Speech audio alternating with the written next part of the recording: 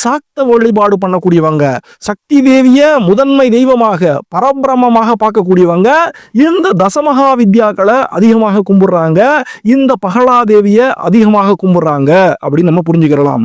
மகாவிஷ்ணுவாலையும் சிவபெருமானாலையும் சாதிக்க முடியாத ஒரு விஷயத்த ஆதிசக்தியுடைய வடிவமாக வந்து இந்த பகலாதேவி தான் சாதிக்கணும் அப்படின்னு அவங்க எடுத்து பேசக்கூடிய சரித்திரம் இங்க இருக்கிறதுனால சாக்த வழிபாட்டை தூக்கி பிடிக்கக்கூடியவங்க, சக்தி வழிபாட்டை தூக்கி பிடிக்கக்கூடியவங்க இந்த பகலாதேவியை கும்பிடுறாங்க.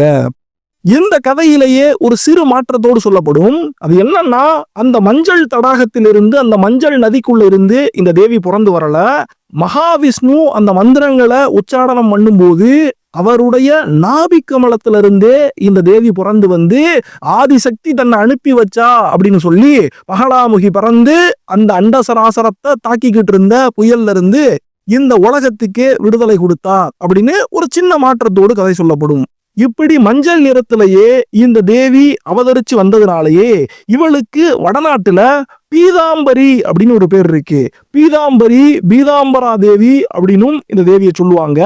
இது போக பிரம்மாஸ்திர ரூபிணி அப்படிங்கிற பேரும் இந்த தேவிக்கு இருக்கு.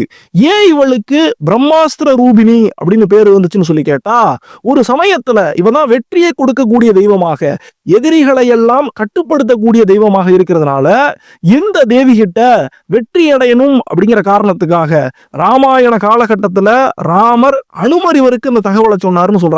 அதை பத்தி சரியான குறிப்பு இல்ல. ஆனா அனுமர் தான் இந்த தேவியுடைய புகழ ராமருக்கு எடுத்து சொல்லி ராமர் வந்து இந்த தேவியை கும்பிட்டு அவகிட்ட இருந்து பிரம்மாஸ்திரத்தை வாங்கிட்டு போனாரு அப்படின்னு ஒரு கருத்தானது சொல்லப்படுது. சில இடங்கள்ல தேடி பார்க்கும்போது ராமர் சின்ன வயசுலயே பிரம்மாஸ்திரத்தை வாங்கிட்டாருன்னு சொல்லப்படுது. ஆனா இந்த தேவியுடைய வரலாற்றை தொட்டு சொல்லப்படக்கூடிய இடங்கள்ல சீதா தேவி கடத்தப்பட்டதுக்கு அப்புறமா அனுமரை ராமர் பார்த்ததுக்கு அப்புறமா தான் இந்த தேவி கிட்ட இருந்து அவருக்கு பிரம்மாஸ்திரம் கிடைச்சிச்சு. அந்த பிரம்மாஸ்திரத்தை பயன்படுத்தி தான் ராவணனை அவர் அழிச்சாரு அப்படின்னு ஒரு தகவல் சொல்லப்படுது. அதனால வெற்றியை கொடுக்கக்கூடிய தெய்வமாக இந்த தேவி இருக்கா அப்படின்னு நம்ம புரிஞ்சுக்கிறோம்.